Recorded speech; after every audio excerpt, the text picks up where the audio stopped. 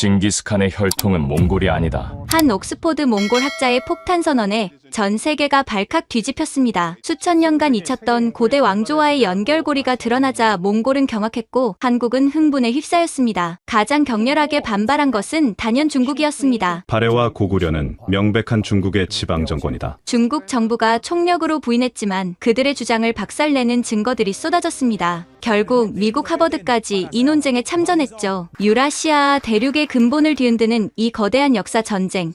그 진실은 무엇일까요? 지금 바로 그 충격적인 역사 전쟁. 지금 시작합니다. 제 이름은 에르덴입니다. 28살, 몽골 외교관의 아들이죠. 어릴 때부터 저는 우리의 위대한 조상 징기스칸에게 매료되어 있었습니다. 12살 때 아버지가 런던 대사관에 발령받으면서 영국에서 자랐고 자연스럽게 옥스퍼드 대학 동양학부에 진학하게 되었죠. 에르덴, 너는 몽골인이면서 서양 교육을 받은 특별한 케이스야. 두 세계를 연결하는 다리가 되어라. 아버지의 말씀을 가슴에 새기고 저는 몽골 역사 연구에 매진했습니다. 특히 우리 민족의 기원, 징기스칸의 혈통에 관심이 많았죠. 몽골 비사를 수백 번 읽으며 우리 조상들의 이야기에 빠져들었습니다. 그러던 어느 봄날 오후였습니다. 옥스퍼드 보들리언 도서관 3층 동양학 자료실에서 13세기 페르시아 문헌을 읽고 있었죠. 그때 옆 테이블에서 한국 유학생들의 대화가 들려왔습니다. 야, 이거 봐. 발해가 926년에 멸망했잖아. 그때 왕족들이 다 어디로 갔을까? 글쎄, 대부분 요 나라에 흡수됐다고 하는데 일부는 북쪽으로 도망쳤다는 기록도 있어. 북쪽이면 몽골 초원 아니야? 순간 제 손이 멈췄습니다. 발해의 멸망이 926년, 그리고 북쪽으로 도망친 왕족들. 이상하게도 이 단어들이 제 머릿속에서 맴돌기 시작했어요. 그런데 징기스칸 성이 뭐였지? 보르지긴이라고 했나? 맞아, 보르지긴. 근데 그게 무슨 뜻인지는 아무도 몰라. 보르지긴. 우리는 이를 푸른 눈을 가진 자라고 해석하곤 했습니다. 하지만 정확한 어원은 미스터리였죠. 저는 갑자기 이상한 생각이 들었어요. 보르지긴. 보르지. 발해. 긴. 설마 보르지긴이 발해의 긴이라는 뜻은 아닐까? 긴은 몽골어로 왕을 뜻하니까 발해의 왕? 터무니없는 상상이라고 스스로를 다그쳤지만 호기심을 억누를 수가 없었습니다. 저는 한국 학생들에게 다가갔어요. 실례합니다. 저 몽골에서 온 에르덴이라고 하는데요. 방금 발해 이야기를 하시는 것 같아서. 그들 중 한 명, 태강이라는 학생이 의외라는 표정을 지었습니다. 몽골분이 한국 역사에 관심이 있으세요? 네. 사실 저희 역사와 연관이 있을 수도 있어서요. 혹시 발해 왕족의 성이 뭔지 아세요? 대시죠. 대조영이 세운 나라니까. 대시. 그 순간 또 다른 생각이 스쳤습니다. 몽골 비사에 나오는 징기스칸의 조상 보돈차르. 이 이름도 명확한 뜻을 모르는데 혹시 보돈이 보동, 즉 발해의 동쪽을 의미하는 건 아닐까? 혹시 발해 관직 체계에 대해 아는 게 있나요? 태강이 노트북을 열더니 자료를 보여줬습니다. 발해에는 대내상이라는 최고 관직이 있었는데 이를 불어라고도 불렀대요. 그리고 좌평, 우평 같은 관직은 대저령이라고도 했고요. 불어, 대저령, 부르테 치노. 온몸에 소름이 돋았습니다. 몽골 비사의 첫 구절? 높으신 하늘의 뜻으로 태어난 부르테 치노가 있었다에서 부르테 치노를 우리는 푸른 늑대라고 번역했죠. 하지만 만약 이게 늑대가 아니라 불어 대저령을 몽골식으로 음차한 것이라면 저는 도서관을 뛰쳐나가 기숙사로 달려갔습니다. 책상 위에 몽골 비사를 펼쳐놓고 처음부터 다시 읽기 시작했어요. 이번엔 완전히 다른 시각으로. 부르테 치노의 아내는 코아이 마랄이었다. 코아이 마랄은 흰 암사슴으로 번역되죠. 하지만 코아이, 고씨, 마랄은 몽골어로 사슴이지만 고대에는 귀인을 뜻하기도 했습니다. 그렇다면 코아이 마랄은 고씨 귀인? 미친 생각이라고? 억지라고 스스로를 타일렀지만 멈출 수가 없었어요. 다음날 새벽 저는 다시 도서관으로 향했습니다. 이번엔 더 깊은 곳. 일반 학생들은 잘 모르는 지하 2층 특별 열람실로 갔죠. 그곳을 지키는 사서는 엘리너라는 60대 여성이었습니다. 옥스퍼드에서 40년을 일한 베테랑이죠. 에르덴, 새벽부터 웬일이니? 또 몽골 비사 연구? 엘리너, 혹시 동양 고문서실에 미분류 문서가 있다고 들었는데요. 그녀의 표정이 묘하게 변했습니다. 누가 그런 얘기를 했니? 그냥 소문으로 들었어요. 13세기 페르시아나 중국 문헌 중에 몽골 관련된 것들이요. 엘리너는 잠시 망설이다가 낮은 목소리로 말했습니다.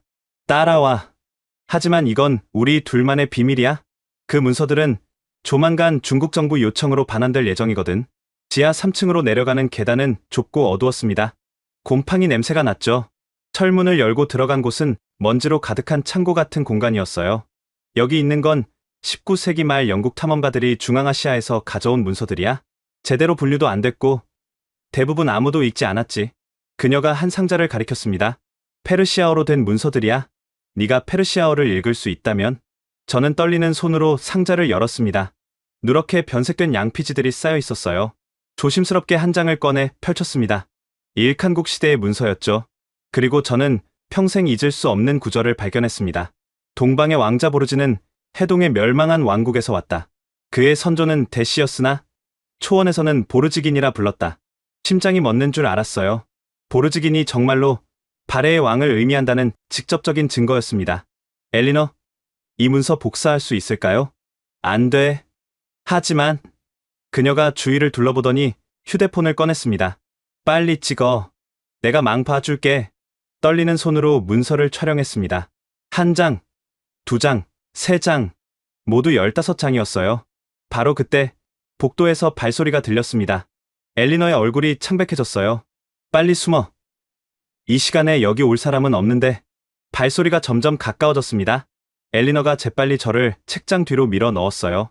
숨을 죽이고 있는데 낯선 남자 목소리가 들렸습니다. 미스 엘리너, 이른 아침부터 여기서 뭘 하시죠? 아, 윌슨 씨. 그냥 오래된 문서들 점검하고 있었어요. 혹시 동양 학생이 여기 온 것 아닙니까? 위층 CCTV에 찍혔던데요.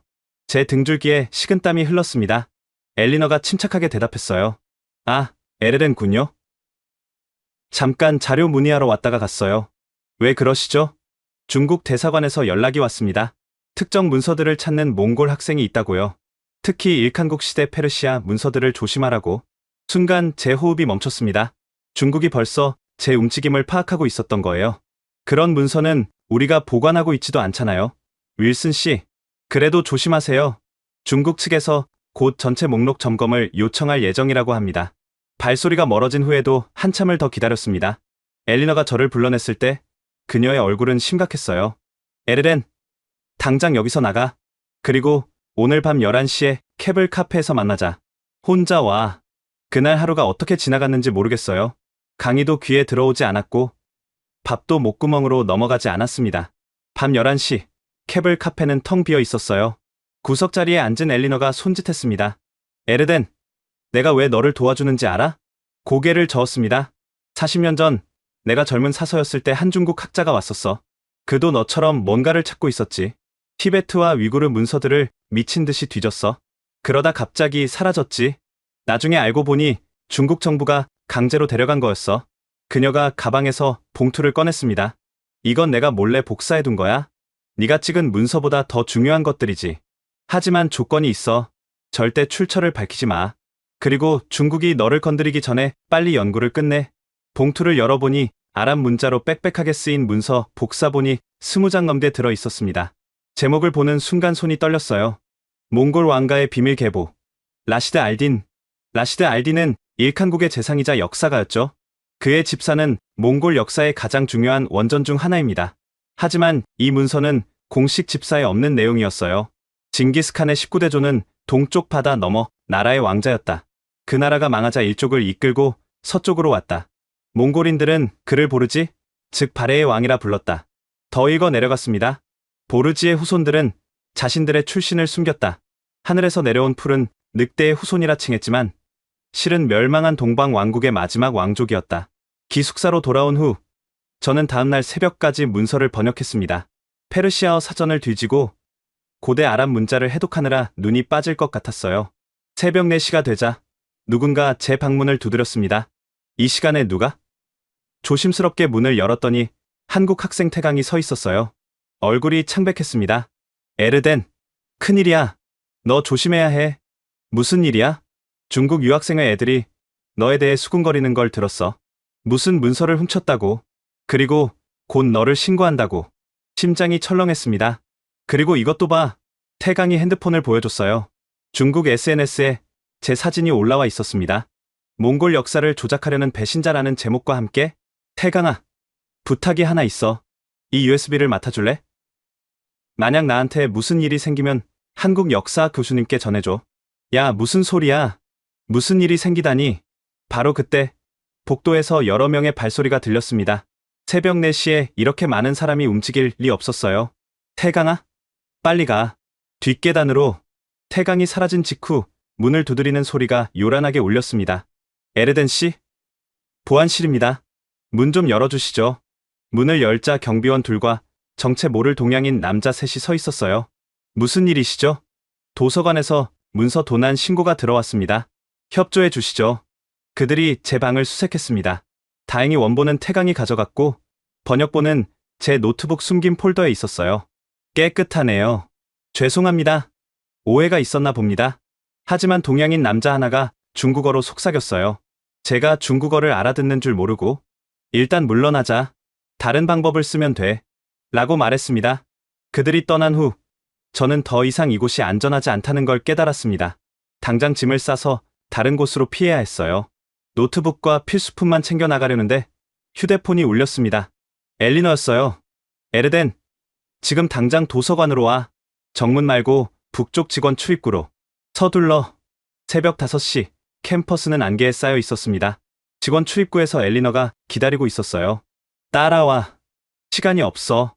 그녀가 저를 이끈 곳은 도서관 가장 깊은 곳. 일반인은 절대 들어갈 수 없는 보존 서고였습니다. 여기서 숨어 있어. 아침 8시에 내 친구가 데리러 올 거야. 케임브리지로 가는 거야. 엘리너, 왜 이렇게까지? 에르덴, 네가 찾은 게 뭔지 알아? 그건 단순한 역사가 아니야. 중국이 수백 년간 숨겨온 진실이지. 그들은 몽골과 한국의 연결고리를 끊으려고 모든 증거를 없애고 있어. 네가 그 진실을 밝혀야 해. 그녀가 또 다른 봉투를 건넸습니다. 이건 내 스승이 남긴 거야. 케임브리지 도서관에서 일하던 분인데 평생 이 비밀을 연구했지. 바트바야르 교수를 찾아가. 그가 널 도와줄 거야. 바트바야르 교수요? 그분은 저를 싫어하는데 겉으로만 그래. 사실 그도 같은 걸 찾고 있어. 단지 중국의 감시를 피하기 위해 연기하는 거지. 새벽 6시 누군가 서고 문을 두드렸습니다. 엘리너가 문을 열자 후드를 쓴 남자가 들어왔어요. 서둘러요. 중국 애들이 정문에 몰려 있어요. 저는 엘리너를 돌아봤습니다. 그녀의 눈에 눈물이 고여 있었어요. 가거라, 에르덴. 그리고 진실을 밝혀. 우리 모두를 위해. 케임브리지로 가는 차 안에서 저는 계속 뒤를 돌아봤습니다. 따라오는 차가 있나 확인하면서요. 운전하던 남자가 말했어요. 걱정 마. 우린 프로야. 옥스퍼드에서 케임브리지로 몰래 학생 빼돌리기 1년에 한두 번은 하거든. 농담인지 진담인지 모를 말이었지만 덕분에 긴장이 조금 풀렸습니다. 케임브리지 도착 후 저는 곧장 바트바야르 교수 연구실을 찾아갔습니다. 몽골 출신으로 서구 최고의 몽골학자가 된 그는 제게 우상이자 두려움의 대상이었죠. 에르덴이군. 옥스퍼드에서 쫓겨났다며? 차가운 목소리였습니다. 교수님, 저는... 앉아. 차나 마시면서 얘기하지. 그가 건넨 차는 몽골 전통 수태차였어요. 고향 냄새에 갑자기 눈물이 날 것 같았습니다. 엘리너가 전화했더군. 자네가 뭔가 대단한 걸 발견했다고. 저는 가방에서 문서 복사본을 꺼냈습니다. 교수님의 눈이 커졌어요. 이건 라시드 알딘의 비밀 기록이잖아. 어디서 구한 거야? 엘리너가 줬습니다. 그가 문서를 읽어 내려가면서 표정이 점점 진지해졌어요. 자네도 이게 무슨 의미인지 알겠지? 징기스칸이 발해 왕족이라니? 하지만 이것만으론 부족해. 더 많은 증거가 필요해. 그래서 제가 15개 언어를 배우려고 합니다. 교수님이 의외라는 표정을 지었어요. 15개 언어? 그게 가능하다고 생각하나? 각 언어권 문헌을 원문으로 읽어야 진실을 찾을 수 있습니다. 중국 사료, 페르시아 문헌, 아랍 기록, 러시아 문서, 티베트 경전, 만주 실록, 모든 증거를 모아야 합니다. 교수님은 잠시 생각하더니 고개를 끄덕였습니다. 미친 짓이지만 해볼 만하군. 좋아, 내가 도와주지. 하지만 경고하는데 이 길을 가면 돌아올 수 없어. 중국은 자네를 가만두지 않을 거야. 그날부터 지옥 같은 나날이 시작됐습니다. 새벽 4시에 일어나 만주어 수업. 오전에는 고대 터키어. 오후에는 아랍어. 저녁에는 티베트어. 주말에는 여진어와 거란어까지. 룸메이트가 된 독일 유학생 막스가 걱정스럽게 물었어요. 에르덴, 도대체 왜 이러는 거야? 네가 미쳐가는 것 같아. 진실을 찾아야 해, 막스. 우리 민족의 진짜 역사를. 무슨 진실? 징기스칸은 위대한 정복자야. 그것만으로 충분하잖아. 아니야. 우리가 어디서 왔는지, 우리가 누구인지 알아야 해. 만주어를 가르쳐준 왕 교수는 중국인이었지만 양심적인 학자였습니다. 에르덴, 만주어로 된 몽골 기록이 있어. 청나라 때 작성된 건데 거기 보면 흥미로운 내용이 있지. 그가 보여준 문서에는 이렇게 적혀 있었어요. 몽골 황금 시족은 스스로를 보르지긴이라 하는데 이는 동방에서 온 왕족을 뜻한다. 그들의 선조는 큰 나라가 망하자 서쪽으로 왔다. 거란어 문헌에서도 비슷한 기록을 찾았습니다. 발해가 망하자 대시 왕족 일부가 북으로 갔다. 그들은 몽골 부족과 혼인하여 새로운 시족을 이루었다. 하지만 가장 충격적인 발견은 티베트 불경에서였습니다. 라사에서 온 린첸 스님이 보여준 고문서에 이런 구절이 있었어요. 동방의 바다 너머에서 온 왕자가 있었다. 하늘은 그에게 초원을 주었고 그의 후손은 세계를 다스렸다. 여진어로 된 금사를 읽다가 또 다른 단서를 발견했습니다. 데야발의 후손이 북방 초원으로 갔다. 훗날 그들은 모든 부족을 통일했다. 데야발은 대조영의 동생이었죠. 발해 왕족이 확실했습니다. 아랍어 문헌도 뒤졌어요. 이븐 바투타의 여행기에 이런 구절이 있었습니다. 몽골인들은 자신들의 조상이 동쪽 끝에 뜨는 나라에서 왔다고 믿는다. 러시아어 문서도 중요했습니다. 18세기 러시아 탐험가의 기록이었죠. 부랴트족 장로가 말하기를 그들의 선조 보르지기는 발해국 왕자였다고 한다. 하지만 언어 공부는 정말 지옥이었어요. 하루에 4시간만 자고 나머지는 모두 공부에 매달렸습니다. 코피가 자주 났고 두통약 없이는 버틸 수 없었죠. 어느 날 새벽 도서관에서 공부하다 쓰러졌습니다. 깨어보니 병원이었어요. 막스가 옆에 있었습니다. 에르덴, 이제 그만해. 죽을 거야. 아니야. 계속해야 해. 이제 거의 다 왔어. 퇴원 후에도 공부는 계속됐습니다. 소그더, 위구르어, 탕구트어까지. 머리가 터질 것 같았지만 멈출 수 없었어요. 그러던 중 충격적인 소식이 들려왔습니다. 엘리너가 교통사고로 사망했다는 거였어요. 하지만 전 알고 있었습니다. 그게 단순한 사고가 아니라는 걸. 바트바야르 교수가 제 어깨를 잡았어요. 이제 정말 조심해야 해. 그들이 본격적으로 움직이기 시작했어. 교수님, 전 괜찮습니다. 이제 10개 언어를 읽을 수 있어요. 조금만 더 하면. 미친놈. 하지만 존경스럽군. 계속하게. 고대 한국어가 가장 어려웠습니다. 향찰, 이두, 구결. 한국인들도 읽기 어려워하는 고대 문자들이었죠. 서울에서 온 최태성 교수가 도와줬어요. 에르덴, 자네가 찾는 게 여기 있을지도 몰라. 그가 보여준 것은 고려사였습니다. 발해 유민이 고려로 많이 왔지만 왕족 일부는 북으로 갔다는 기록이 있어. 특히 대문예라는 인물이 일족을 이끌고 몽골로 갔다고. 대문예. 이 이름을 몽골식으로 발음하면 다문이. 몽골 비사에 나오는 징기스칸의 조상 중에 다문이 있었습니다. 산스크리트어 문헌에서도 단서를 찾았어요. 쿠샨 왕조 기록에 이런 구절이 있었죠. 북방 초원의 새로운 지배자들은 동쪽 바다 건너에서 왔다고 주장한다. 15개 언어를 통해 찾은 모든 기록이 한 곳을 가리키고 있었습니다. 징기스칸의 조상은 발해 왕족이었다는 것을. 언어 공부를 시작한 지 2년째 되던 날 드디어 마지막 언어인 파스파 문자를 해독할 수 있게 됐습니다. 원나라 때 쓰인 이 문자로 된 비밀 문서가 있었는데 거기엔 이렇게 적혀 있었어요. 우리 황금 시족의 비밀을 아는 자는 적다. 우리의 선조 보르지기는 발해의 마지막 왕자였다.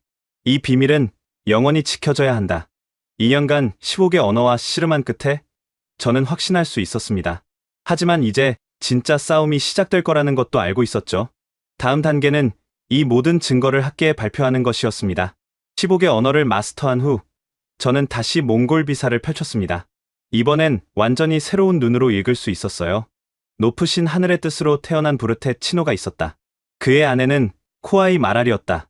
부르테 치노. 이제 저는 이것이 늑대가 아니라는 확신이 들었습니다. 15개 언어로 교차 검증한 결과 부르테는 발해의 관직 불어의 음차였고 치노는 진왕을 뜻하는 거였어요. 발해의 불어, 진왕. 이것이 몽골 민족의 시조 푸른 늑대의 정체였습니다. 저는 이 발견을 정리해서 케임브리지 동양학 세미나에서 발표하기로 했습니다. 작은 세미나였지만 학계 거물들이 몇 명 참석한다고 들었어요. 발표 당일 강의실에는 20명 정도가 모였습니다. 그 중에는 하버드에서 온 브라이언 교수도 있었죠. 몽골사 연구의 대가였습니다. 오늘 저는 몽골 기원 신화의 재해석을 발표하겠습니다. 부르테치노는 늑대가 아니라 발해의 왕족이었다는 가설입니다. 청중이 술렁였습니다. 브라이언 교수가 코웃음을 쳤어요. 젊은이, 그건 너무 억지 아닌가? 부르테치노는 명백히 토템 신앙의 상징이야. 교수님, 페르시아 문헌을 보시죠. 저는 라시드 알딘의 비밀 기록을 스크린에 띄웠습니다. 여기 명확히 나와 있습니다. 보르즈기는 동방 왕국에서 온 왕족이라고요. 그건 후대의 창작일 수 있어. 원본을 확인했나? 네. 그리고 만주어, 거란어, 여진어 기록도 모두 일치합니다. 제가 준비한 자료를 하나씩 보여줬어요. 15개 언어로 수집한 증거들이었죠. 발표가 진행될수록 청중의 표정이 진지해졌습니다. 특히 코아이 마라를 고씨 귀인으로 해석한 부분에서는 감탄사가 나왔어요. 고구려 왕족 고씨가 발해 건국에 참여했고 그 후손이 몽골로 갔다면 역사적으로 충분히 가능한 시나리오입니다. 그때 청중석 뒤편에서 누군가 일어났습니다. 한국에서 온 최태성 교수였어요. 흥미로운 발표네요. 실제로 한국 사료에도 비슷한 기록이 있습니다. 발해 멸망 때 왕족 일부가 북방으로 갔다는 최 교수님 말씀이 맞습니다. 고려사에 명확히 기록되어 있죠. 하지만 브라이언 교수는 여전히 회의적이었어요. 그래도 직접적인 증거는 부족해. 추측과 해석뿐이잖아. 바로 그때 바트바야르 교수가 손을 들었습니다. 브라이언, 내가 한 가지 보여줄 게 있네. 그가 서류 가방에서 낡은 문서를 꺼냈어요. 이건 내 할아버지가 소장하고 계셨던 거야. 몽골 왕족 비밀 계보야. 여기 보게. 문서를 확대한 화면이 스크린에 떴습니다. 몽골 전통 문자로 쓰여 있었죠. 부르테치노, 본명 대문에, 발해국, 왕자. 강의실이 순간 조용해졌습니다. 브라이언 교수의 얼굴이 창백해졌어요. 이건 불가능해. 최태성 교수가 일어섰습니다. 에르덴 군, 계속 연구해보게. 한국 학계도 적극 지원하겠네. 이건 단순한 학문적 발견이 아니야. 두 민족의 잃어버린 고리를 찾는 일이지. 세미나가 끝난 후 바트바야르 교수가 저를 불렀어요. 에르덴, 이제 진짜 위험이 시작될 거야. 중국은 이 사실이 퍼지는 걸 막으려 할 거고 몽골 보수파도 반발할 거야. 준비됐나? 네, 교수님. 진실을 위해서라면. 그날 밤 기숙사로 돌아오니 방이 엉망이 되어 있었습니다. 누군가 침입해서 뒤진 흔적이 역력했어요. 노트북도 사라졌고 연구 자료도 대부분 없어졌습니다. 막스가 달려왔어요. 에르덴, 너 무사해? 아까 동양인 몇 명이 너 방에 들어가는 걸 봤어? 다행히 중요한 자료는 클라우드에 백업해뒀고 원본은 교수님께 맡겨뒀습니다. 휴대폰이 울렸어요. 모르는 번호였습니다. 에르덴 군이지? 경고하는데 이 연구 그만둬. 안 그러면 가족이 위험할 거야. 누구세요? 전화는 끊어졌습니다. 그 순간 또 다른 전화가 왔어요. 몽골에 있는 어머니였습니다. 에르덴아, 오늘 이상한 사람들이 집에 왔었어. 네가 뭘 연구하는지 물어보더라. 심장이 철렁했습니다. 어머니, 당분간 이모 댁에 가 계세요. 제발요. 이제 정말 돌이킬 수 없는 강을 건넜다는 걸 알았습니다. 하지만 멈출 수는 없었어요. 부르테치노의 정체를 밝혔으니 이제 알란 고아의 비밀도 풀어야 했습니다. 그녀는 정말 하늘의 빛으로 아이를 가진 걸까요? 아니면 그것도 무언가를 숨기기 위한 신화였을까요? 연구를 계속하면서 저는 알란 고아가 실제로 알아가야 왕국의 공주였을 가능성을 발견했습니다. 이제 더 큰 발표를 준비해야 했어요. 세미나 발표 이틀 후 케임브리지 중국 유학생회가 움직이기 시작했습니다. 처음엔 은근한 따돌림이었어요. 도서관에서 제 자리에 쓰레기를 놓거나 복도에서 중국어로 욕하면서 지나가는 정도였죠. 하지만 곧 본격적인 공격이 시작됐습니다. 어느 날 아침 제 연구실 문에 빨간 페인트로 매국노라고 써 있었어요. 바트바야르 교수가 심각한 표정으로 저를 불렀습니다. 에르덴, 중국 교육부에서 공식 항의가 들어왔어.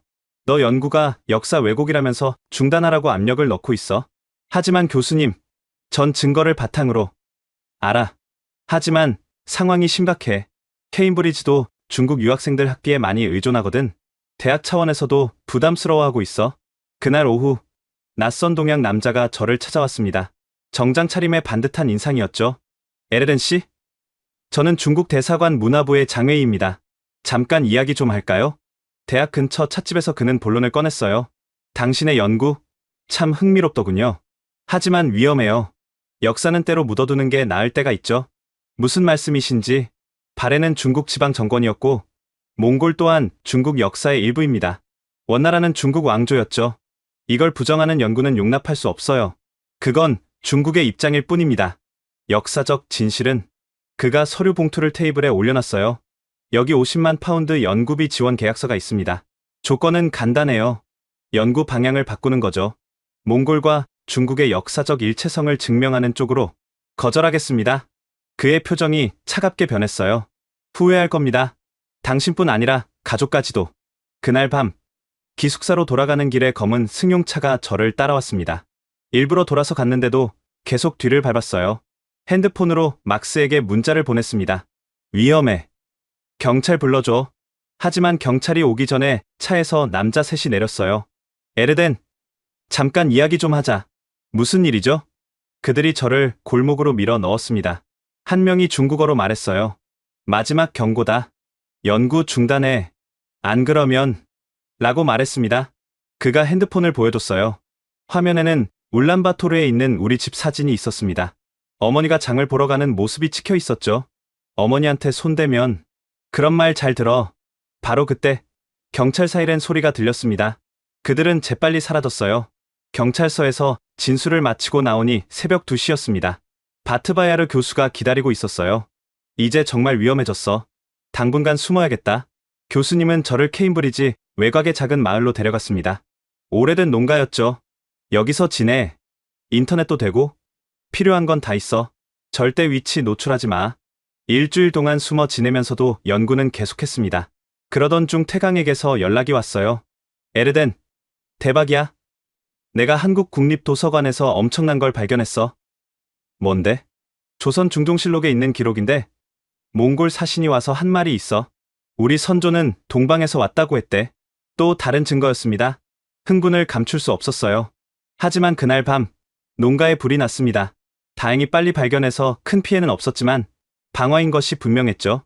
바트바야르 교수가 급히 왔어요. 더는 안 되겠다. 너를 몽골로 보내야겠어. 하지만 교수님, 연구를 몽골 가서도 할 수 있어. 오히려 거기가 더 안전할지도 몰라. 하지만 몽골로 가는 것도 쉽지 않았습니다. 공항에서 제 여권에 문제가 있다며 붙잡혔어요. 중국이 인터폴에 제보를 했던 거죠. 문서, 절도 혐의가 있다고 나와 있네요. 그건 거짓입니다. 전 아무것도 훔친 적 없어요. 다행히 케임브리지 대학 법무팀이 개입해서 풀려났지만 출국은 금지됐습니다. 갇힌 신세가 된 저는 더 열심히 연구에 매달렸어요.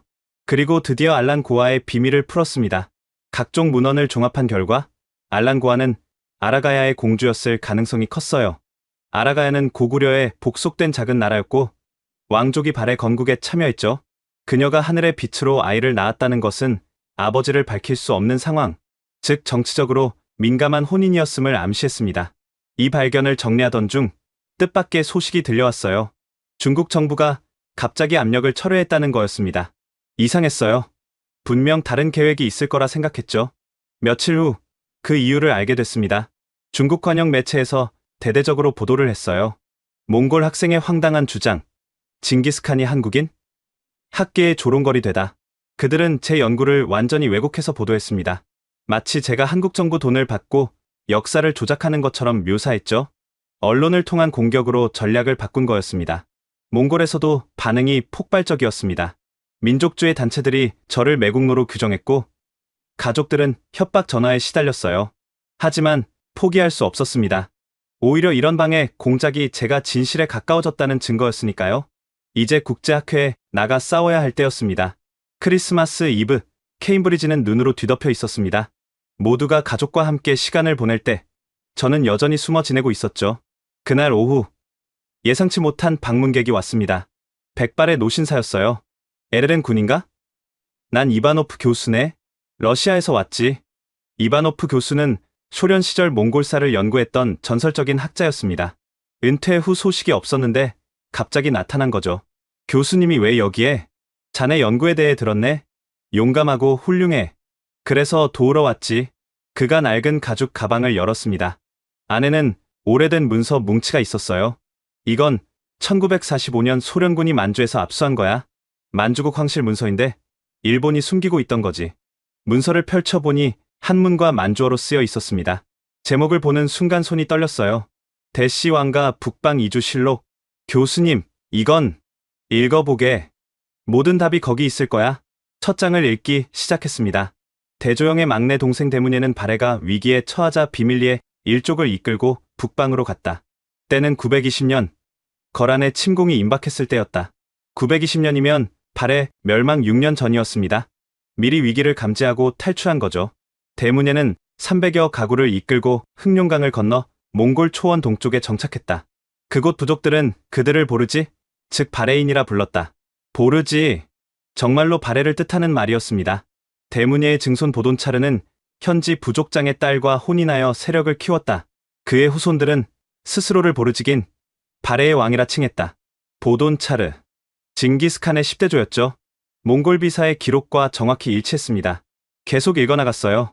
12세기, 보르지긴 시족의 수장 예수게이는 아들 테무친을 낳았다. 테무친은 후에 징기스칸이 되어 세계를 정복했다. 이바노프 교수가 말했어요. 이 문서는 청나라 때 만들어진 거야. 만주족도 발해의 후예를 자처했거든. 그래서 이런 기록을 남긴 거지. 하지만 왜 이게 비밀이었죠? 정치적 이유지. 중국은 발해를 자기네 역사라고 우기고 몽골은 순수 유목민의 역사를 강조하고 진실은 불편했던 거야. 문서를 더 살펴보니 놀라운 내용이 또 있었습니다. 징기스칸 일족의 족보가 상세히 기록되어 있었는데 각 대마다 발해식 이름과 몽골식 이름이 병기되어 있었어요. 대문예 보르테 치노, 대승민 바타츠칸, 대원보 보돈차르 이름들이 정확히 대응됐습니다. 교수님, 이 문서를 공개해도 될까요? 그래야지. 하지만 조심해. 원본은 내가 보관하고 사본만 써. 그날 밤, 저는 밤새 문서를 번역하고 분석했습니다. 크리스마스 선물치고는 너무나 값진 것이었죠. 다음날 아침, 바트바야르 교수에게 이 발견을 알렸어요. 교수님은 믿을 수 없다는 표정이었습니다. 이건 정말 역사를 다시 써야 할 수준이야. 교수님, 이제 학회에 발표해야 합니다. 그래. 하지만 전략적으로 접근해야 해. 먼저 신뢰할 만한 학자들부터 설득하자. 일주일 후 케임브리지 킹스 칼리지에서 비밀 세미나를 열었습니다. 영국, 독일, 프랑스, 러시아의 저명한 학자 10명만 초대했죠. 발표를 시작하자 모두 숨을 죽였습니다. 특히 만주국 문서를 공개했을 때는 탄성이 터져 나왔어요. 독일 막스 플랑크 연구소의 슈미트 교수가 말했습니다. 이건 센세이셔널해. 당장 네이처에 발표해야 해. 하지만 프랑스의 뒤부와 교수는 신중했어요. 증거는 충분하지만 정치적 파장이 너무 커. 좀 더 준비가 필요해. 러시아의 페트로프 교수가 제안했습니다. 먼저 유전자 검사를 해보는 게 어때? 과학적 증거가 있으면 더 강력하잖아. 좋은 아이디어였습니다. 하지만 어떻게 징기스칸 후손의 유전자를 구하죠? 바로 그때 뜻밖의 도움이 왔습니다. 몽골에서 온 이메일이었어요. 에르덴, 나는 너를 믿는다. 우리 가문은 징기스칸의 직계다. 유전자 검사에 협조하겠다. 바트바타르. 바트바타르는 몽골의 유명한 역사학자였고 징기스칸의 37대 손이었습니다. 하지만 발해 왕족 후손을 찾는 것은 더 어려웠어요. 그런데 태강이 또 놀라운 정보를 가져왔습니다. 에르덴, 경주 대씨 문중에서 연락이 왔어. 그들이 발해 왕족 후손이래. 경주 대씨, 정말로 대조영의 후손이 한국에 살아있었던 겁니다. 2달 후 옥스퍼드 대학 유전학 연구소에서 비밀리에 검사가 진행됐습니다. 결과를 기다리는 일주일은 정말 길게 느껴졌어요. 드디어 결과가 나왔습니다. 연구소장 제임스 박사가 직접 설명했어요. 놀랍네요. 두 그룹 간 특정 유전자 마커가 일치합니다. 특히 북의 유전자인 Y염 색채 하플로그룹이 97.3% 일치해요. 이들이 공통 조상을 가졌다는 것은 확실합니다. 과학이 역사를 증명한 순간이었습니다. 하지만 이 소식이 알려지자마자 중국이 또 움직였어요. 이번엔 더 교묘한 방법으로. 유전자 검사 결과가 나온 다음날 제임스 박사가 긴급히 연락을 해왔습니다. 에르덴, 큰일이야. 누군가 우리 연구소 데이터베이스를 해킹하려 했어. 다행히 막았지만 중국이겠죠? 아마도. 그리고 더 큰 문제가 있어. 중국 과학원에서 반박 논문을 준비한대. 우리 데이터가 조작됐다고 주장할 거야. 하지만 우리에겐 비장의 카드가 있었습니다. 이바노프 교수가 또 다른 증거를 가져왔거든요. 1920년대 소련 과학자들이 몽골에서 수집한 유골이 있네. 징기스칸 일족 무덤에서 나온 거지. 정말요? 그럼 직접 DNA를 추출할 수 있겠네요. 유골은 상트페테르부르크 인류학 박물관에 보관되어 있었습니다. 러시아 정부의 특별 허가를 받아 샘플을 채취할 수 있었죠. 3주 후 결과가 나왔습니다. 에르덴, 대박이에요. 제임스 박사가 흥분해서 말했어요. 유골의 DNA와 현대 샘플이 완벽히 일치해요. 더 놀라운 건 미토콘드리아 DNA 분석 결과. 동아시아 특정 지역, 바로 한반도 북부와 만주 일대의 특징을 보인다는 거예요. 이제 의심의 여지가 없었습니다. 과학이 모든 걸 증명했으니까요. 저는 이 결과를 정리해서 국제학술지에 투고하기로 했습니다. 하지만 그 전에 몽골 정부와 학계를 설득해야 했어요. 뜻밖에도 몽골 과학원에서 먼저 연락이 왔습니다. 에르덴, 울란바토르로 와주게. 자네 연구를 직접 듣고 싶네. 일주일 후 저는 4년 만에 고향 땅을 밟았습니다. 공항에는 경찰이 기다리고 있었어요. 체포되는 건가 싶었는데 그들은 저를 보호하러 온 거였습니다. 몽골 과학원 대강당은 꽉 찼습니다. 정부 관료, 학자, 언론인, 심지어 일반 시민들까지 왔어요. 발표를 시작하기 전 저는 몽골어로 말했습니다. 저는 우리 민족을 욕되게 하러 온 게 아닙니다. 오히려 더 위대한 역사를 찾아왔습니다. 2시간에 걸친 발표 동안 청중은 숨소리조차 내지 않았어요. DNA 증거를 제시했을 때는 여기저기서 탄성이 터졌습니다. 발표가 끝나자 한 노인이 일어섰어요. 몽골의 가장 존경받는 역사학자 뭉우바트 교수였습니다. 에르덴, 자네가 올래? 사실 우리도 알고 있었어. 우리 조상이 동쪽에서 왔다는 전설이 있거든. 단지 인정하기 싫었을 뿐이지. 그의 인정은 큰 전환점이 되었습니다. 하지만 중국의 반격도 만만치 않았어요. 그들은 국제학회에서 조직적으로 제 연구를 공격했습니다.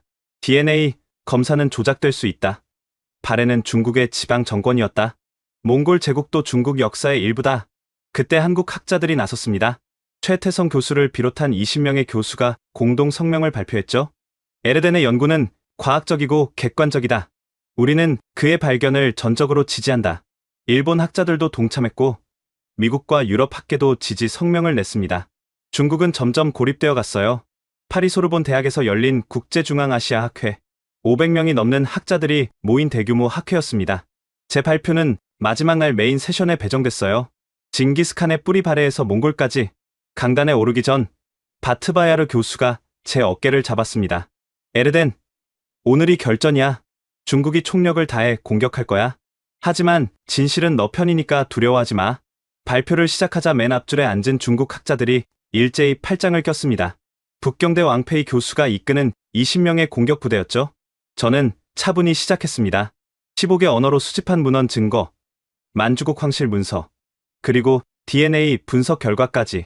30분간의 발표가 끝나자 왕페이 교수가 벌떡 일어났어요. 터무니없는 주장입니다.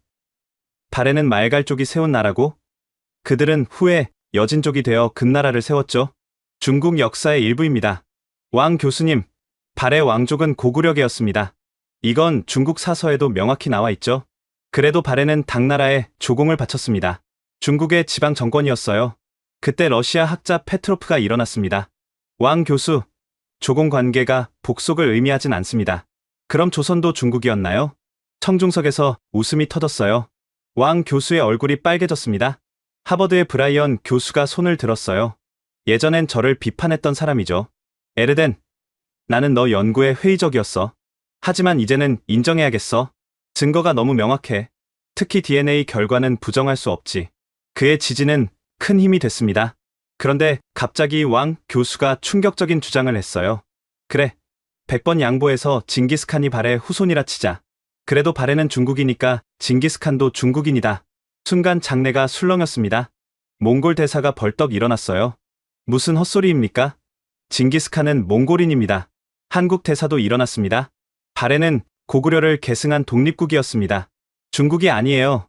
상황이 험악해지자 학 회장이 중재에 나섰어요. 모두 진정하세요. 이건 학술 토론입니다. 그때 프랑스의 원로 학자 피에르 교수가 일어났습니다. 90세가 넘은 전설적인 동양학자였죠. 여러분, 역사는 누구의 소유물이 아닙니다.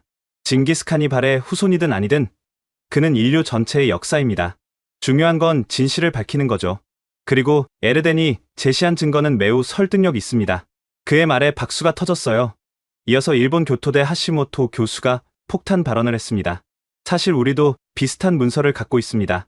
일본 황실 도서관에 보관된 몽골 왕실 족보가 있는데 거기에도 징기스칸 조상이 고려에서 온 왕자라고 기록되어 있습니다. 이 발언에 중국 측은 완전히 당황했어요. 왕페이 교수가 소리쳤습니다. 그건 일본이 조작한 거다. 만주 침략을 정당화하려고. 하지만 하시모토 교수는 침착했어요. 이 문서는 1592년 임진왜란 때 조선에서 가져온 겁니다. 조작할 이유가 없죠. 학회는 완전히 제 편으로 돌아섰습니다. 투표 결과 제 연구를 공식 인정하기로 했어요. 왕페이 교수가 중국 대표단을 이끌고 퇴장하면서 외쳤습니다. 이건 역사 왜곡이다. 중국은 절대 인정하지 않을 것이다. 하지만 이미 대세는 기울었어요. 학회가 끝난 후 놀라운 일이 일어났습니다. 몽골 대통령이 직접 전화를 했어요. 에르덴, 자네는 우리 민족의 자랑이네. 더 위대한 역사를 찾아줘서 고맙네. 파리 학회 일주일 후 하시모토 교수에게서 비밀 초청장이 왔습니다. 에르덴 군, 교토로 와주게.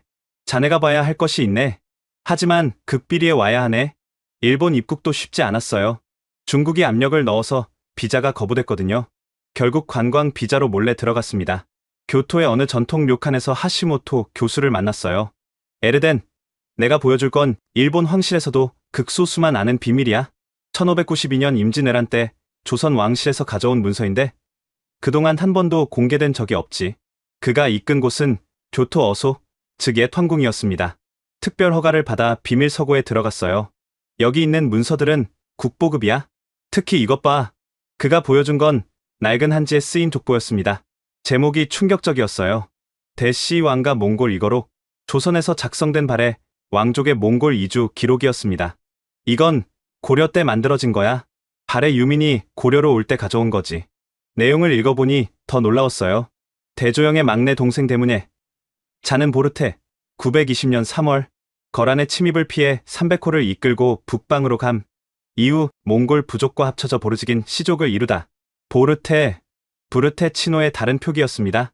계속 읽어나갔어요. 대문예의 사대손 보돈차르, 현지 부족장의 딸 알란과 혼인.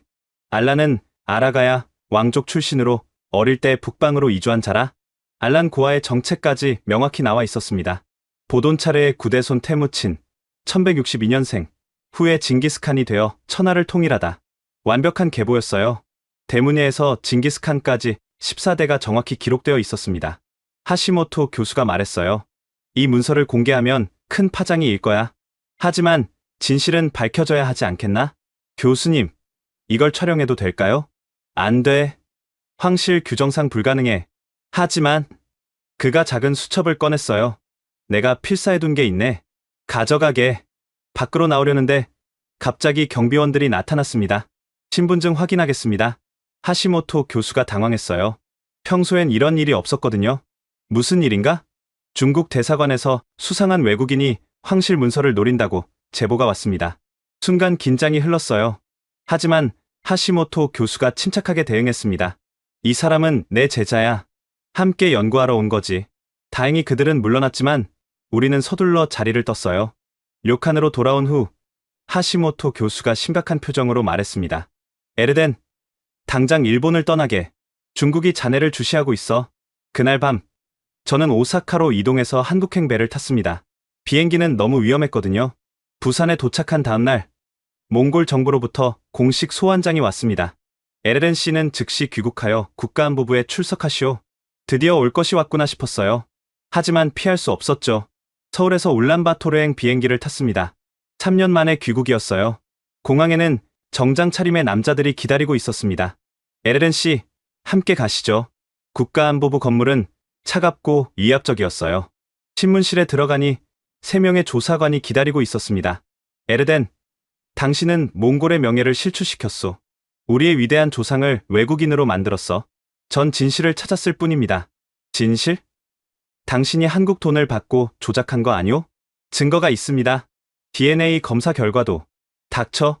징기스칸은 몽골의 영웅이야. 바래고 뭐고 상관없어. 8시간에 걸친 신문이 계속됐습니다. 그들은 제가 매국노라고 몰아붙였어요. 그런데 갑자기 문이 열리고 노인 한 분이 들어왔습니다. 몽골의 전설적인 역사학자 뭉우바트 교수였어요. 충분하오. 이 청년을 놓아주시오. 교수님. 하지만 이자는 내가 보증하겠소. 에르덴은 애국자요. 그가 찾은 건 우리를 더 위대하게 만드는 역사요. 조사관들이 물러났어요. 뭉으바트 교수가 제 손을 잡았습니다. 에르덴, 미안하네. 하지만 이해해주게. 그들도 혼란스러운 거야. 교수님은 저를 자택으로 데려갔어요. 사실 나도 알고 있었네. 우리 조상이 동쪽에서 왔다는 것을. 내 스승도 그렇게 말씀하셨지. 하지만 아무도 인정하려 하지 않았어. 그가 오래된 책을 꺼냈어요. 이건 우리 집안에 전해오는 구전이야. 들어보게. 옛날 옛적 해 뜨는 나라에 큰 나라가 있었다. 그 나라가 망하자 왕자가 서쪽으로 왔다. 그가 바로 푸른 늑대, 우리의 조상이다. 정확히 제 연구와 일치했습니다. 에르덴, 계속하게. 하지만 조심해. 반대파들이 아직 많아. 다음 날, 저는 몽골 국립대학에서 특별 강연을 했습니다. 강당은 학생들로 가득 찼어요. 여러분, 징기스칸이 발해 왕족이라는 것은 우리를 작게 만드는 게 아닙니다. 오히려 더 위대하게 만듭니다. 우리는 700년 역사의 고구려, 230년 역사의 발해, 그리고 세계를 정복한 몽골 제국의 후예입니다. 학생들이 박수를 쳤어요. 하지만 일부는 여전히 반발했습니다. 그래도 우린 몽골인이야. 한국인이 아니라고. 맞습니다. 우린 몽골인입니다. 하지만 우리의 뿌리를 아는 것도 중요합니다. 강연이 끝난 후 한 할머니가 다가왔어요. 젊은이, 고맙네. 우리 집안 어른들도 늘 그런 얘기를 했어. 우리 조상이 해 뜨는 곳에서 왔다고.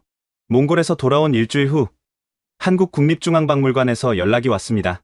에르덴 선생님, 특별 초청하고 싶습니다. 저희가 보관 중인 자료 중에 선생님이 꼭 보셔야 할 것이 있습니다.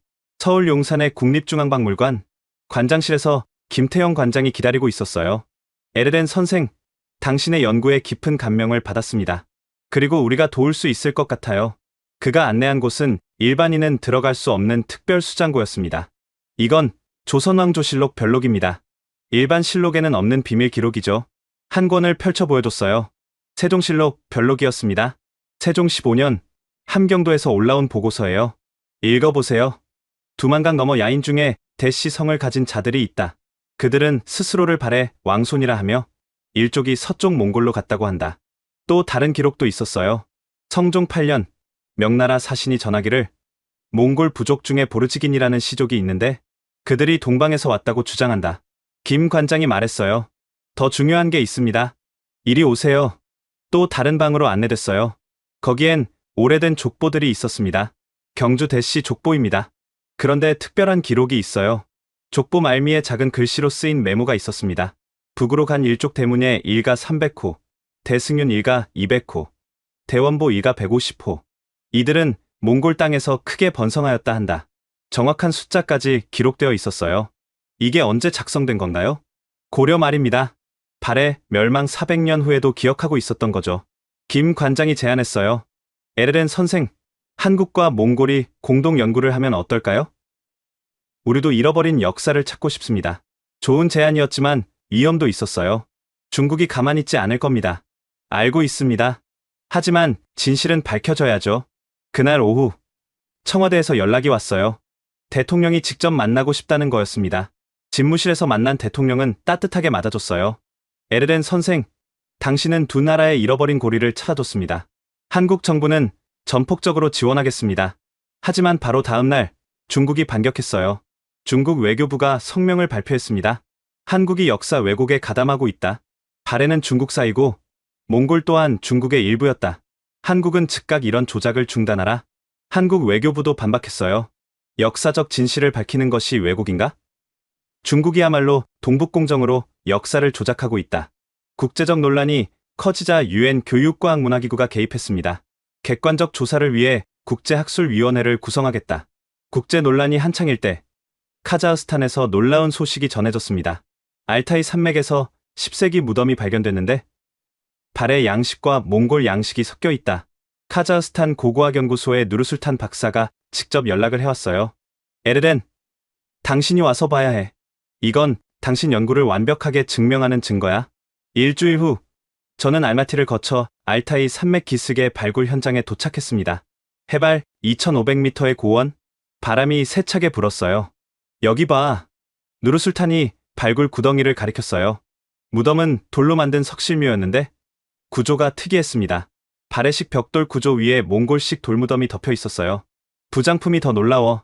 그가 보여준 건 황금관이었습니다. 발해 특유의 연꽃 문양과 몽골의 늑대 문양이 함께 새겨져 있었어요. 그리고 이것 봐. 작은 금속판에 문자가 새겨져 있었는데 거란 문자와 고대 터키 문자가 섞여 있었습니다. 제가 해독해보니 충격적인 내용이었어요. 대승윤, 발해의 왕가의 후손, 이곳에 잠들다. 그의 자손은 서쪽으로 가 큰 부족이 되리라. 대승윤, 경주 대씨 족보에 나온 그 이름이었습니다. DNA 검사도 했어. 누르술탄이 보고서를 보여줬어요. 시신의 유전자가 현대 몽골인, 그리고 한국인과 일치해. 특히 Y염 색채가 너희가 검사한 것과 똑같아. 완벽한 증거였습니다. 시기, 장소, 유물, DNA까지 모든 것이 일치했어요. 국제 발굴팀이 도착했고 언론도 몰려왔습니다. CNN, BBC, NHK 등 세계 주요 방송사가 모두 왔어요. 발굴이 계속되면서 더 많은 무덤이 발견됐습니다. 총 12개의 무덤에서 비슷한 양식과 유물이 나왔어요. 그중 하나에서 룬 문자로 쓰인 비문이 발견됐는데 거기엔 이렇게 적혀 있었습니다. 동방의 왕이 왔다. 그가 이끈 무리는 초원의 주인이 되었다. BBC 기자가 인터뷰를 요청했어요. 에르덴 박사, 이 발견이 무엇을 의미합니까? 이것은 10세기 발해 왕족이 실제로 서쪽으로 이주했고 그들이 후에 몽골 제국 건설의 주역이 되었음을 보여줍니다. 중국의 반박에 대해선 어떻게 생각하십니까? 과학적 증거가 모든 것을 말해줍니다. 이건 정치가 아니라 역사입니다. 카자흐스탄 발굴 소식은 전 세계를 뒤흔들었습니다. 유네스코는 긴급 학술 대회를 소집했어요. 장소는 파리 유네스코 본부. 대회 일주일 전 놀라운 일이 일어났습니다. 몽골 대통령이 직접 참석하겠다고 발표한 거예요. 나는 우리 민족의 진정한 역사를 듣고 싶다. 그것이 무엇이든 받아들일 준비가 되어 있다. 한국 대통령도 참석을 결정했고 중국은 부총리를 보냈습니다. 대회 당일 2,000석 규모의 대강당이 꽉 찼어요. 세계 각국의 학자, 정치인, 언론인들이 모였죠. 저는 떨리는 마음으로 단상에 올랐습니다. 존경하는 참석자 여러분, 오늘 저는 1100년 동안 숨겨졌던 진실을 말씀드리겠습니다. 2시간에 걸친 발표였어요. 문헌 증거, DNA 분석, 그리고 카자흐스탄 발굴 결과까지. 특히 대형 스크린에 징기스칸 초상화와 발해 왕족 복원도를 나란히 띄웠을 때는 장내가 술렁였습니다. 발표가 끝나자 중국 대표가 일어났어요. 이것은 과학을 가장한 정치적 음모다. 중국은 절대 인정하지 않는다. 하지만 국제학술위원회 위원장이 말했습니다. 증거는 명확합니다. 과학은 거짓말하지 않죠. 투표가 시작됐어요. 193개국 대표가 참여했습니다. 결과는 압도적이었어요. 168개국이 찬성, 15개국이 반대, 10개국이 기권. 유네스코 사무총장이 선언했습니다. 에르덴 박사의 연구를 공식 인정합니다. 징기스칸의 조상이 발해 왕족이었다는 것은 역사적 사실입니다. 순간 장내가 박수로 가득 찼어요. 몽골 대통령이 단상으로 올라왔습니다. 에르덴, 당신은 우리에게 더 위대한 역사를 선물했습니다. 우리는 단순한 유목민이 아니라 천년 왕조의 후예였던 것입니다. 한국 대통령도 말했어요. 오늘은 한국과 몽골이 형제임을 확인한 역사적인 날입니다. 중국 대표단은 항의의 표시로 퇴장했지만 아무도 신경 쓰지 않았어요. 대회가 끝난 후 각국 언론이 대서특필했습니다. 세기의 발견, 징기스칸은 한국 고대 왕국의 후예였다. DNA가 밝힌 진실, 몽골과 한국은 한 뿌리, 중국 동북공정, 완전히 무너지다. 하지만 가장 감동적인 건 몽골과 한국 시민들의 반응이었어요. 유네스코 대회 한 달 후 울란바토르에서 역사적인 행사가 열렸습니다. 한몽 역사공동위원회 출범식이었죠. 수우바타르 광장에 10,000명이 넘는 시민이 모였어요. 한국과 몽골 국기가 나란히 휘날렸습니다. 저는 공동위원회 몽골 측 대표로 임명됐어요. 한국 측 대표는 최태성 교수였죠. 오늘부터 우리는 함께 잃어버린 역사를 찾을 것입니다. 첫 프로젝트는 고비 사막에 발해 몽골 기념비를 세우는 것이었어요. 건립 위치를 정하러 갔을 때 놀라운 일이 일어났습니다. 현지 유목민 장로가 우리를 불렀어요. 당신들이 찾는 곳을 알아. 우리 조상 대대로 동쪽에서 온 왕의 땅이라고 부르는 곳이 있어. 그가 안내한 곳에는 오래된 돌무더기가 있었고 거기서 발해의 기와 조각이 발견됐어요. 6개월 후 기념비 제막식이 열렸습니다. 30m 높이의 웅장한 비석에는 몽골어, 한국어, 영어로 이렇게 새겨졌어요. 여기 1000년 전 발해의 왕자들이 새로운 역사를 시작한 곳. 그들의 후손 징기스칸이 세계를 정복하다. 더 감동적인 건 징기스칸 직계 후손과 경주 대씨 문중의 역사적 만남이었습니다. 몽골의 바트바타르와 한국의 대종섭 문중 회장이 만났을 때 두 사람은 말없이 포옹했어요. 1000년 만의 재회입니다. 우리는 한 핏줄이었군요. 이 만남은 전 세계에 생중계됐고 많은 이들에게 감동을 줬습니다. 저는 작년부터 울란바토르 대학 교수가 되어 학생들을 가르칩니다. 결혼도 했어요. 아내는 한국인 역사학자 윤서연입니다. 파리학회에서 만났죠. 우리 아들이 태어났을 때 이름을 진명이라고 지었어요. 몽골어로는 진실, 한국어로는 밝은 생명을 뜻합니다. 올해는 흥미로운 프로젝트가 시작됐어요. 한국 기업들이 몽골에 대규모 투자를 시작했고 바레몽골 실크로드라는 관광 루트를 개발했습니다. 바레 수도 상경성터에서 시작해 몽골 초원을 거쳐 징기스칸 생가까지 이어지는 코스였죠. 첫 관광단이 왔을 때 한 할머니가 울면서 말했어요. 내 평생 소원이 몽골 오는 거였어. 이제야 우리 조상의 발자취를 따라왔네. 이제 한국과 몽골의 관계는 그 어느 때보다 가까워졌고 양국 청년들이 서로의 언어와 문화를 배우고 있습니다. 중국도 결국 입장을 바꿨어요. 압도적인 국제 여론 앞에서 더 이상 부정할 수 없었죠. 오늘 아침 아들 진명이 물었어요. 아빠, 우리가 누구예요? 저는 아들을 안고 창밖을 내다봤습니다. 끝없는 몽골 초원이 펼쳐져 있었어요. 우리는 고구려의 용맹을 이어받고 발해의 지혜를 간직하며 몽골의 대륙을 품은 사람들이란다. 그럼 우리가 제일 대단한 거예요? 아니야. 중요한 건 우리가 누구보다 대단한가가 아니라 우리가 누구인지 아는 거란다. 그리고 모든 민족은 연결되어 있다는 걸 이해하는 거지. 작년에 어머니가 돌아가셨어요. 마지막 순간에 제 손을 잡고 말씀하셨죠. 에르데나, 네가 자랑스럽다. 진실을 찾아줘서 고맙다. 이제 저는 새로운 연구를 시작했습니다. 발해 이전 고구려와 북방 민족의 관계를 밝히는 거죠. 최근 시베리아에서 발견된 2세기 유적에서 고구려, 양식의 유물이 나왔거든요. 어쩌면 우리의 연결은 생각보다 훨씬 오래되었을지 모릅니다. 가끔 학생들이 묻습니다. 교수님, 역사를 아는 게 왜 중요한가요? 저는 이렇게 답합니다.